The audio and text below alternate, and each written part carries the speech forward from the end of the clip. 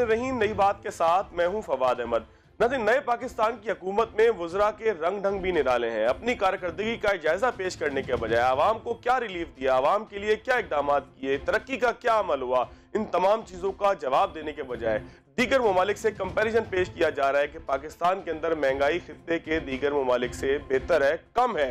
लेकिन पाकिस्तान के अंदर क्या कुछ हुआ, हुकूमत ने कितना रिलीफ दिया, इस हवाले से कोई बात नहीं की जा रही। हमारे साथ मौजूद है अशफाक यूसुफ तोला साहब। न सिर्फ इस बात का जायजा लेंगे कि पाकिस्तान में महंगाई कैसे कम हो सकती है, पेट्रोलियम लेवी लेना कितना ज़रूरी है, इसके साथ साथ पाकिस्तान का जो मईशत का एक मजमूई अहाता है वो भी आज के प्रोग्राम में करेंगे।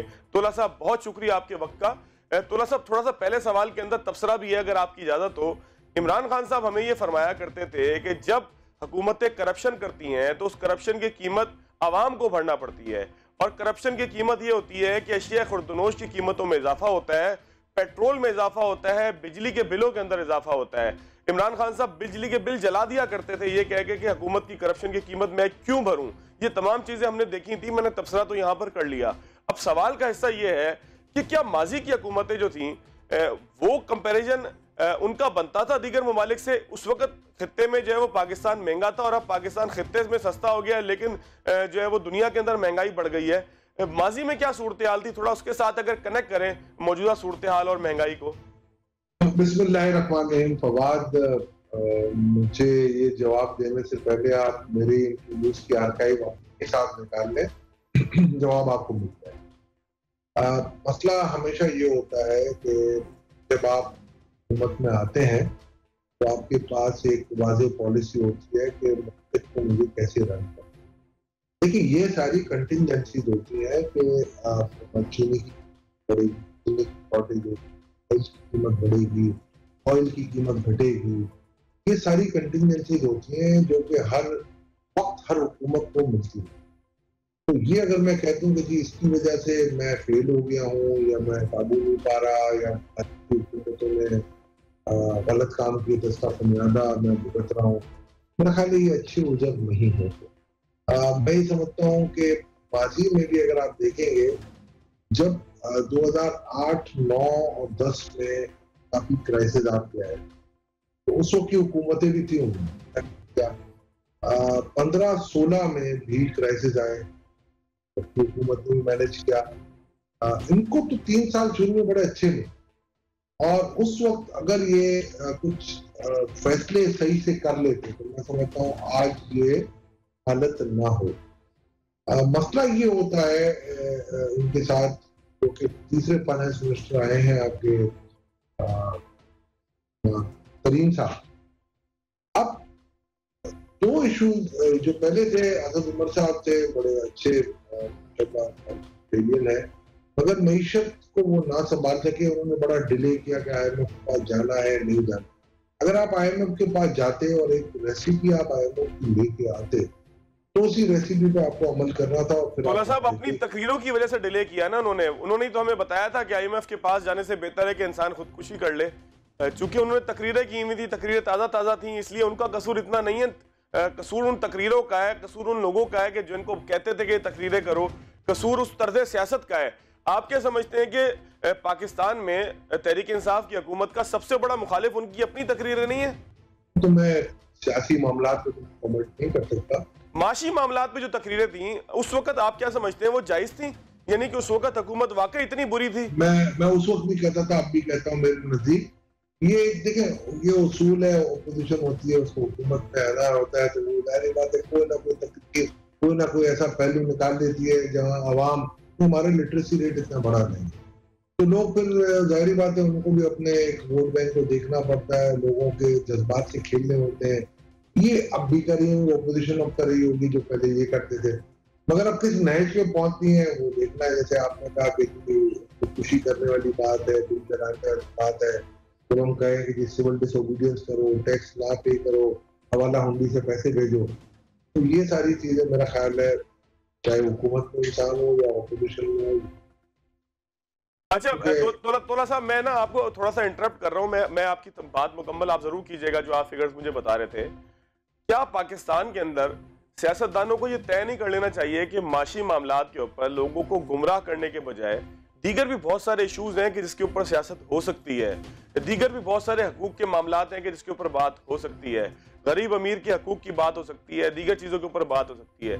क्या आप नहीं समझते कि पाकिस्तान में इस हुकूमत को, जिसने अपनी ही बयानात के ऊपर इतनी तकलीफ उठाना उसे पड़ रही है, ये तय कर लेना चाहिए हुकूमत को, अपोजिशन को, कि कोई भी हुकूमत में आए जो हसास मामलात हैं, हसास माशी मामलात हैं, FATF से जुड़े मामलात हैं, दीगर तमाम चीजें हैं, उनके ऊपर बयानबाजी के बजाय, उनके ऊपर जो है वो तबसरे और तबर्रे के बजाय कम से कम वहां पर खामोशी इख्तियार की जाए कि जो आलमी हालात और आलमी चीजों से मुंसलिक पाकिस्तान के माशी मामलात हैं। क्या इसके ऊपर आप समझते हैं कि पॉलिसी होनी चाहिए अपोजिशन और हुकूमत दोनों की? आप जो कहते हैं ना चार्टर ऑफ इकोनॉमी की बात आप करें ना, तो मिसा के मईशत की आप बिल्कुल ये शुरू हुए थे जब इस मरतबा शहबाज शरीफ साहब क्या आप आ जाए बैठ के बात करते हैं तो एक और रंग दे दिया गया। पहले जब वो हुकूमत में थे तो उनका भी फर्ज था कि वो बुलाते थे, हम कल तुम्हारी बारी है तो आज ही बैठ के देख लो कि क्या करना चाहिए। तो मैं ये समझता हूँ इसी की वजह से आपका प्राइवेटाइजेशन प्रोग्राम डिले हुआ, आपकी most of the state owned enterprises की सब्सिडीज हैं उसी से एमनेट हो रही, और भी काफी नुकसान आपको हुए, क्योंकि हुकूमत उन पॉलिसीज को अपनी पॉलिसीज के तौर पे अमल पैरा नहीं होने की कोशिश करती। वो ये सोच रही होती है कि यार मेरे मुखालिफ क्या सिमत पड़ सकती है इन पॉलिसीज को अडॉप्ट करने से।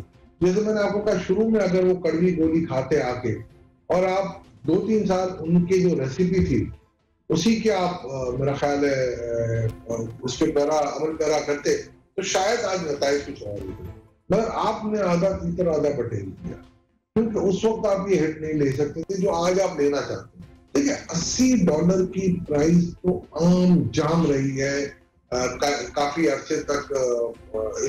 मुझे 2012 में भी याद है $120 तक, $125 तक पहुंच गई। तो ये कोई इतनी बड़ी प्राइस नहीं है, मगर मेन हमारा जो मसला जो हुकूमत के साथ हुआ है वो डीवैल्यूएशन का। बिल्कुल 125 रुपए पे जब उन्होंने डॉलर उठाया था जिस दिन हुकूमत आई थी, और आज तक ये 171, 171 तक। अब 171 और 125 का जो डिफरेंस है, अगर मैं उसको रिवर्स कर दूं मेरी महंगाई में, तो आज आप देख लें महंगाई की शरह वही होगी जो आपका होगा जो सिर्फ इंटरनेशनल प्राइसिंग के ऊपर है। दूसरा, इस हुकूमत का या पाकिस्तान का एक बहुत बड़ा मसला रहा है कि हमने हर चीज, हर टारगेट इंटरनेशनल स्टैंडर्ड पे सेट की। हमारी इकोनॉमी के पैराए में हमने वीट की जो सपोर्ट प्राइस रखी है वो अपने इंटरनेशनल चाहिए। हर चीज आपने पेट्रोलियम की प्राइस इंटरनेशनल लेवल पे हमने कर दी। और ये मैंने आज से कोई 10 साल पहले पुराने एक हमारे एंकर होते थे जब जावेद उनके प्रोग्राम में कहा था कि मैंने सब चीजें आप इंटरनेशनल लेवल पे लेके आओ, बट मजदूर की मजदूरी को जुटाओ। अगर आप वो कर देते तो तमाम मसाइल खत्म हो जाते, मेरी इंफलेशन अपराधिज्म तो सब खत्म हो जाता है। अगर मुझे आप 25 की जगह 50,000 रुपए दे दो, अगर फर्ज करें यूके के अंदर मैं इसी को देखता हूँ और पर आवर मुझे अगर 4.32 पाउंड मिलते हैं तो आप मुझे बता दें तो मेरा तो गुजारा ही डिफरेंट है। ठीक है, फिर वहां पर भी इंटरनेशनल लेवल पे अगर आपकी महंगाई है, पेट्रोल भी आपका महंगा है, सब चीज महंगी है, अगर पाकिस्तानी करेंसी में कन्वर्ट ही करना है, क्योंकि इस हुकूमत का खाता रहा है और उनके एडवाइजर जो उनको बताते आ रहे हैं कि नहीं ये तरीका बताओ, तो शायद हमारी सातों लोग आवाम शायद आपकी बात को मान ले कि जी आप बताओ कि जी इंडिया में पेट्रोल की डॉलर रेट आप इंडिया का हो और कन्वर्जन पाकिस्तान का हो, यूके का डॉलर ये पाउंड रेट यूके का हो और कन्वर्जन पाकिस्तान में कर दे। अमेरिका का डॉलर जो रेट है आपका पेट्रोल का वहां का हो, कन्वर्जन पाकिस्तानी करेंसी में होगा, तो वहां के डॉलर रेट पे जो वेज रेट है उसी को पाकिस्तानी करेंसी में कन्वर्ट करके आप एक बहुत सादा सा नोटिफिकेशन निकाल दें कि कल से ये तमाम, चलो उसका आधा कर देना, आधा भी कर देना, कसम खाता हूँ आपका कोई मजदूर, कोई मेरा ख्याल है शख्स यहाँ पर जो नौकरी जो बंदे हमारे नौकरी का सैलरी या कोई छोटा बिजनेसमैन, अगर आप उनको उस पर अमल पैरा करवा दें, मैं आपको यकीन ध्यानी करवाता हूँ कि आपके यहाँ महंगाई का कोई होना नहीं। अच्छा, एक मिनट ना तोला साहब, इस बात को जरा एक समअप कर लेते हैं। आप नहीं समझते कि ये जो हुकूमत के बहुत सारे मुशीरान हैं जो वीडियो मैसेजेस बना बना के ट्विटर पे डालते हैं, जिन्होंने एक वक्त में शौकत तरीन साहब के आने की मुखालफत की और अब उनके जो है वो करीब तरीन दाएं बाएं भी खड़े हो गए। मैं स्पेसिफिक जो है ना टारगेट नहीं करना चाह रहा किसी को, लेकिन वो जो फिगर्स बनाकर दे रहे हैं, वज़ीर-ए-आज़म पाकिस्तान से भी उन्होंने तकरीर करवा दी पूरी एक फिगर्स के ऊपर, कंपैरिजन की फिगर्स के ऊपर। अगर एक माशी माहिर की हैसियत से एक पाकिस्तान की इकोनॉमी को काफी अरसे से आप तज्जिए की बुनियाद पर भी करीब से देख रहे हैं, सिर्फ रिसर्च नहीं कर रहे बल्कि उसको लोगों के सामने आज से नहीं काफी अरसे से टीवी पे पेश भी कर रहे हैं। आप नहीं समझते कि ये तरीक़ेकार, ये तर्ज अमल गुमराह कुन है, पाकिस्तान की मईशत के लिए नुकसानदेह? तो आपको याद होगा, मैं आपको वैसे मेरा एक अपना असूल है कि मैं शख्सियत पे नहीं जाता और आपको पता है, आपको याद होगा ये जो बयानात आए थे, अगर आर्काइव में जाके देखें तो ये बजट तो लूट सेल है। उस वक्त मैं कहता था कि 3 महीने बाद जरा ग्राउंड रियलिटीज को चेक, शायद ये समझ पा रहे थे आजाद ग्राउंड रियलिटी में वो बजट को अपनी जगह पर मेरा ख्याल उसका तो सबूताज हो गया, उनको नजर भी नहीं आ रहा वो बजट था भी नहीं। पर आज अगर आप देख लें उस बजट के ऊपर तो कौम हंस रही है। अब आप क्वार्टरली रिपोर्ट उठा के देखते हैं, सिवाय टैक्स रेवेन्यू के और कुछ तो मेरा ख्याल है ये गुमराह को मैं कोशिश करता हूँ रियलिटी से करीब रहते हैं। और जब हम किसी मीटिंग्स में पहले भी बैठते थे,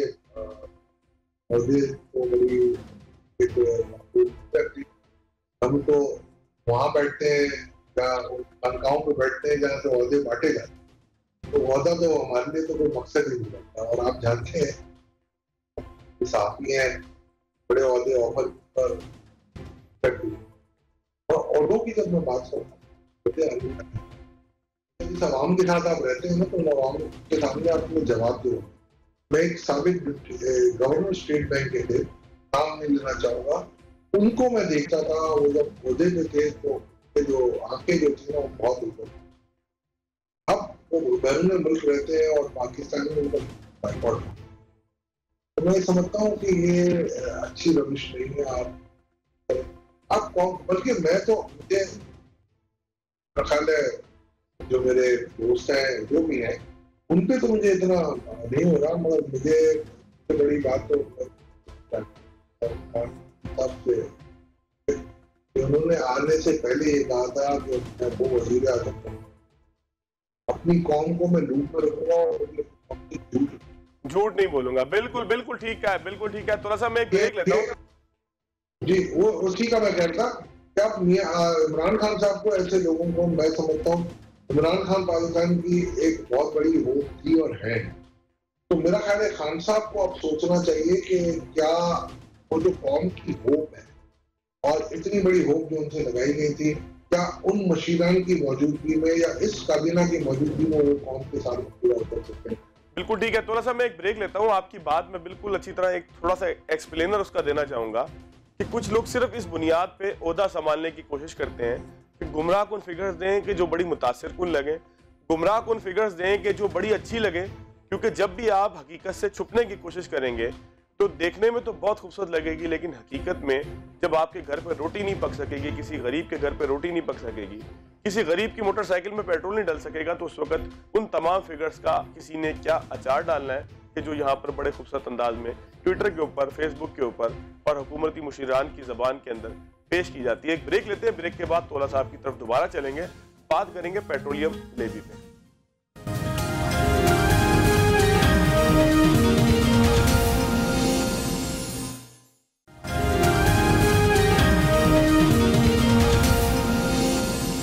ब्रेक के बाद एक मरतबा फिर खुशामदीद। अशफाक तोला साहब हमारे साथ मौजूद हैं। बातें हुई उन तमाम चीज़ों की जो हुकूमती मुशीरान पेश करते हैं हमारे सामने, जिसके अंदर वो सब अच्छे का दावा करते हैं। ये बताने की कोशिश करते हैं कि पाकिस्तान में महंगाई खित्ते के दीगर ममालिक से कम है, लेकिन जब हम जायजा लेते हैं, मार्केट में निकलते हैं, लोगों से उनकी राय लेते हैं, तो लोग इसको समझते हैं कि उनके जख्मों के ऊपर नमक छिड़का जा रहा है, उनके जख्मों के ऊपर मिर्चें छिड़की जा रही हैं, उनको तकलीफ दी जा रही है इस तरह की बातें करके, जहाँ उनको ये कहा जाता है कि आप तो सस्ते माहौल के अंदर रहते हैं, लेकिन आप कमाते बहुत थोड़ा है, आपको कमाना बढ़ाना चाहिए। ये किसी और का नहीं, फवाद चौधरी साहब का बयान था। चलें सियासत को एक तरफ रखते हैं, दोबारा से एकेडमिक बहस की तरफ आते हैं, क्योंकि तोला साहब अमूमन सियासत पे, अमूमन क्या आम तौर पे क्या खास तौर पर भी सियासत पे हम हमसे बात नहीं करते, हम बात यही करते हैं कि समझने की एक कोशिश करते हैं। तोला साहब, हुकूमत महंगाई को कम करने के लिए कहती है, इमरान खान साहब ने भी कोई एक बड़ा सा फिगर दिया 120 अरब का। उन्होंने कहा कि पाकिस्तान की तारीख में इससे बड़ा कोई रिलीफ जो है वो आवाम को नहीं दिया गया।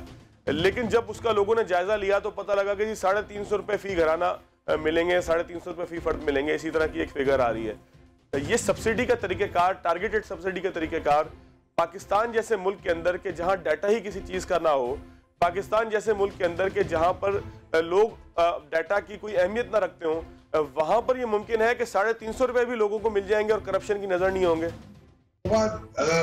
मैं इस बात पे तो सराहूंगा गवर्नमेंट को कि जब कोविड आया था और बहुत अच्छा डेटाबेस एहसास प्रोग्राम उन्होंने क्रिएट कर दिया और उस वक्त भी उन्होंने 1 अरब 28। एक मिनट तोला साहब, आप किस चीज पे अप्रिशिएट कर रहे हैं? बेनजीर इनकम सपोर्ट प्रोग्राम का डेटा नहीं था ये सारा? नहीं, इसमें देखें काफी अपग्रेडेशन हुई थी। मैं देखिए जो चीज अच्छी है हमें कहनी चाहिए, वो प्रोग्राम तो बेनजीर इनकम सपोर्ट फंड का था, बीबी साहिबा के दौर में शुरू हुआ, मियां साहब के दौर में वो करवाया था और अब माशाल्लाह इसको ये मेरे ख्याल जरदारी साहब ने शुरू किया था।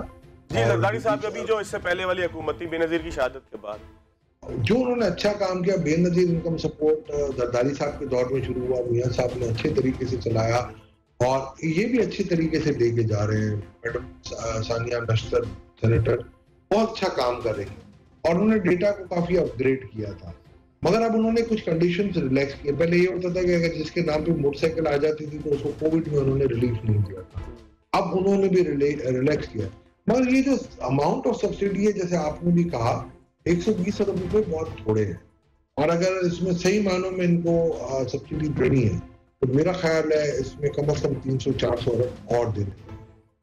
और मैं ये समझता हूँ सबसे बड़ी सब्सिडी ये होगी कि आप जो लाख रुपए तक की जिनकी इनकम है उनको आप टैक्स ना ले, तो 12 लाख तक की वैसे ही एग्जम्पशन होनी चाहिए टैक्स की। कितना फर्क पड़ेगा रेवेन्यू पे, कितना फर्क पड़ेगा तोला साहब, कोई आइडिया? कोई फर्क नहीं पड़ता, मैं आपको दावे के साथ कह सकता हूँ हार्डली 5 से 10 अरब रुपए फर्क, मगर ये बहुत बड़ी रिलीफ होगी, टैक्स की रिलीफ आप दे दें। और ये जिस तरीके से बाकी जो मामलात हैं, आप इसमें अगर आपने रिलीफ कम करनी है ना तो आप टारगेटेड अगर देना चाह रहे हैं, जैसे आपने 200 यूनिट किए तो 200 यूनिट को आप 400 यूनिट कर दें जो बिजली की यूनिट है, वहां से आपको कमी पड़ जाएगी, ठीक है ना। और पेट्रोलियम प्रोडक्ट पे तो आप कुछ कर ही नहीं सकते अनलेस कि आप अपने टैक्सेशन को कम करें। अगर आप टैक्सेशन कम करने जाते हैं तो उसमें आपको मसला आएगा IMF के टारगेट का। सबसे आसान तरकीब ये होती है, अगर ये चाहते और अगर उसको उस तरीके से चलते और IMF से अगर ये मनवा लेते, एक्सचेंज रेट का जो उनका जो इशू है ना, अगर 140 पे डॉलर आ जाए तो ये सारे आपके मसले हल हो जाए। अच्छा तोला साहब, मगर जी आप मुकम्मल कीजिएगा। मगर ये इनके बस में अब नहीं रहा, because the way they negotiated the agreement, I think जो पिछला एग्रीमेंट नेगोशिएट हुआ था और जितने वेवर हम ले सकते थे पाकिस्तान के तौर पे तो वो हमने लिए, इसमें तो वेवर मिलने की भी गुंजाइश नहीं है। बट अब ये कहा जा रहा है कि ये सारा पॉलिटिकल हो गया, मैं नहीं समझता ये पॉलिटिकल है। आपकी जो फाइनेंशियल जो मिसमैनेजमेंट है ना, वो मेरा ख्याल है रोज रोशन की तरह आया हो। अच्छा, पेट्रोलियम लेवी के हवाले से शौकत तरीन साहब का एक बयान है, उसी को सवाल हम बनाते हैं। शौकत तरीन साहब ने कहा कि पेट्रोलियम लेवी को बढ़ाना पड़ेगा क्योंकि IMF ऐसा चाहता है। साथ ही उन्होंने ख्वाहिश जाहिर की कि इंशाल्लाह जो है वो आलमी मार्केट में पेट्रोल की कीमतें, तेल की कीमतें कम होंगी।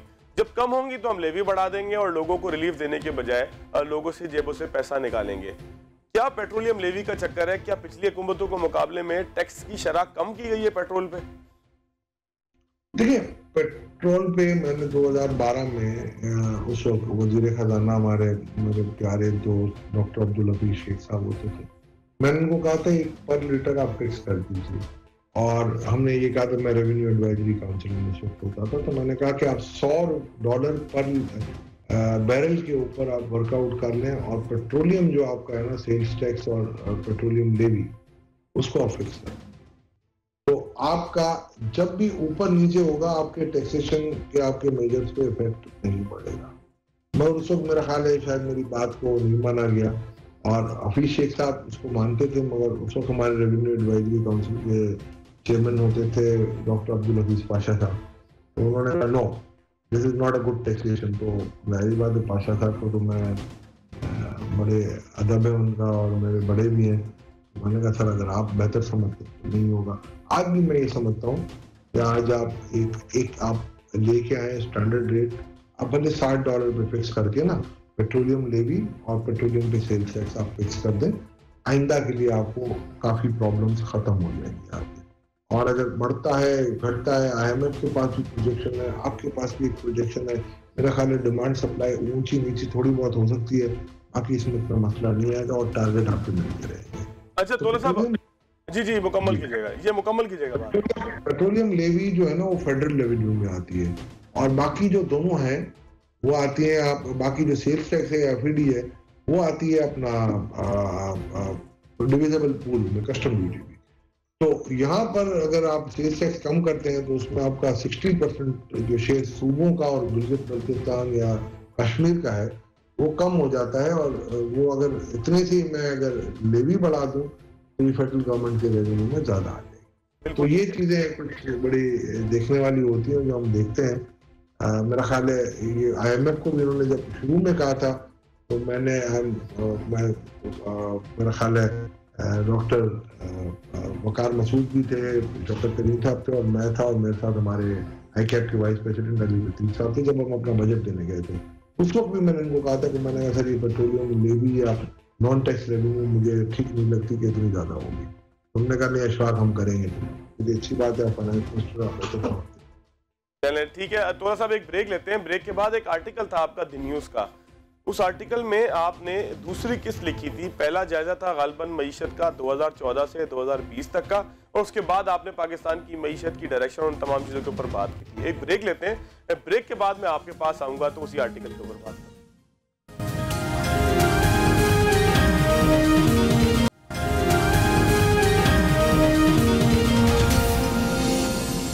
ब्रेक के बाद एक मरतबा फिर खुशामदीद। अशफाक यूसुफ तोला साहब हमारे साथ मौजूद हैं। मईशत का पाकिस्तान की जायजा हो रहा है, पेट्रोलियम मसनूआत की कीमतें और इसके साथ साथ अशिया खुर्दनोश की कीमतों के हवाले से हमने प्रोग्राम के पहले हिस्सों में बात की। जाहिर है कि तमाम लोग मसरूफ़ हैं, और जो लोग ये देख रहे हैं प्रोग्राम वो पाकिस्तान और ऑस्ट्रेलिया के सेमीफाइनल को सेक्रीफाइस करके देख रहे हैं, तो जाहिर है कि उनके पास डाटा भी उसी तरह का जाना चाहिए कि उनको कुछ हासिल हो सके। यूट्यूब पे अगर आप देखेंगे प्रोग्राम चलने के बाद, नशर होने के बाद, तो जाहिर है कि आपके लिए सहूलत होगी, आप ज़्यादा आसानी से इसको समझ सकेंगे। अच्छा तोला साहब, जाहिर है कि पाकिस्तान का मैच चल रहा है, लोग बड़ी मोहब्बत से हमें देख रहे हैं इस वक्त। जो भी देख रहा है पाकिस्तान में, ये तो रेटिंग आने के बाद ही पता लगता है कितने लोगों ने देखा, क्या देखा, क्यों देखा, किसने किस तरह से देखा। अच्छा तोला साहब, ये फरमाइएगा, आपका एक आर्टिकल था द न्यूज़ में जिसमें आपने जो है वो दूसरी किस्त एक तरह से लिखी थी। पहले 2014 से 2020 का आपने पूरा एक जायजा पेश किया था मईशत का, उसके बाद अब ये दूसरी किस्त है। क्या चीजें इसमें पॉइंट आउट आपने ऐसी की हैं कि जो आप समझते हैं कि तहकीकी मवाद है पाकिस्तान के लोगों के लिए सोचने के लिए? आज ये एक लम्हा फिक्रिया होता है जब हम भी बैठे होते हैं और ड्राइंग बोर्ड में और टेबल पे बैठे होते हैं। मेरे पास भी एक टीम है और अच्छे इकोनॉमिस्ट भी हैं, चार्टर्ड अकाउंटेंट भी हैं, इसलिए बिल्कुल एक सब मिलके एक सोच कर करके फिर मेरे तरफ से एक खाका बनता है और वो खाके पे फिर अमल पैरा होकर हम लिखते हैं। उसमें जो हम की फिगर होते हैं ना इकोनॉमी के ऊपर, वो हम उसका जायजा लेते हैं। और जैसे आपने पहले भी देखा होगा कि हमने पहले 6 सालों में देखा था, तो हम सिर्फ ये हुकूमत को बताना चाहते हैं कि जिस पॉलिसी के तहत ये 2-3 सालों से चल रहे हैं, मेरा ख्याल है ये वो पॉलिसीज हैं जो हमारी मईशत को सूट। सबसे पहली बात जो मैं हमेशा कहता आ रहा हूँ कि पाकिस्तान की मईशत में सबसे बड़ा एक किरदार मुतवाज़िन मईशत का भी है।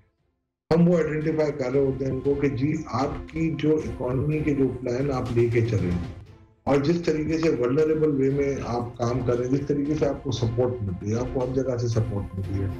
पॉलिटिकली आपको इतना कोई बड़ा चैलेंज नहीं मिला, आपको एस्टेब्लिशमेंट से या इदारों से बहुत ज़बरदस्त सपोर्ट मिलती है। इसके बावजूद जो माशी पॉलिसी मार्ग में हमने ये सारी चीजें इसमें एक्सप्लेन की है। मेरा ख्याल है आप दिखा भी रहे होंगे। बड़ा गैप कहाँ पे दिखा है तोला साहब? स्क्रीन पर है, इसका लिंक भी हम शेयर कर देंगे लोगों के साथ अगर किसी ने इसको देखना हो, पढ़ना हो। लेकिन इसमें बड़ी खामी कहाँ पर आपको नजर आई है तरीका है हुकूमत में, गवर्नेंस के पूरे रूल्स के अंदर जो मईशत के एतबार से है?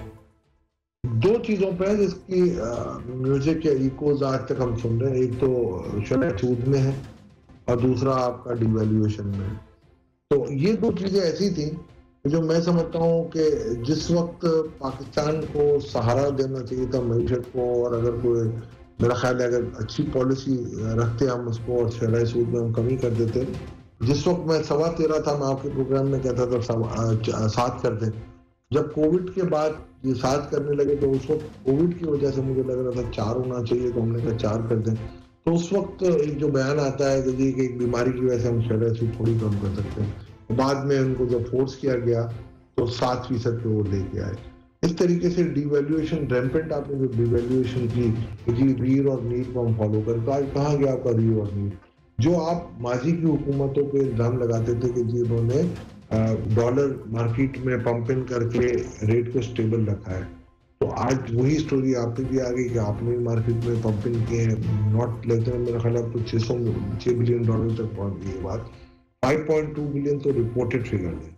1.2 बिलियन अलोन आपने जुलाई 1 से लेके सितंबर 8 तक आपने दिए, और ये सितंबर 8 तक जब आप दे रहे थे उस वक्त मजीद आपकी करेंसी स्लाइड हो रही थी, और इंस्टेड ऑफ के उस वक्त आप इस रेट को स्टेबल करते आप मजीद डिवैल्यू हो रहा था। अच्छा, थोड़ा सा आगे की तरफ आते हैं। एक और आपकी रिपोर्ट मेरे पास थी, पाकिस्तान में बिजनेस के मौके। मैंने जब रिपोर्ट को थोड़ा सा मुख्तसर सा पढ़ा तो उसमें एक चीज़ ये थी कि पाकिस्तान में पुराने बिजनेस के बजाय जो सरमायाकारी करना पसंद करते हैं लोग, स्टार्टअप्स में करना पसंद करते हैं। उसका क्या सबब है? क्या उस रिपोर्ट को पूरा थोड़ा सा अगर आप उसको भी एक उसकी समरी पेश कर दें। स्टार्टअप नहीं है वो, हम तो उनको तो हमने कहा है कि जी कल ही मैंने परसों रिलीज किया इसको।